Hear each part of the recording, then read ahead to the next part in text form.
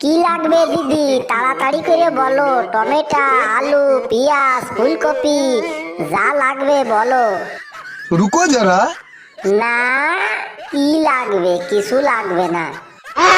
কিছু লাগবে না যখন তা আমার দোকানের দিকে ওইরকম ভাবে তাই কি দেখতিছো? Good question. দেখতেছি তোরে, তোর ভাব ভঙ্গি। তুই তো এবারে দোকান খুলে নিয়ে বইছিস।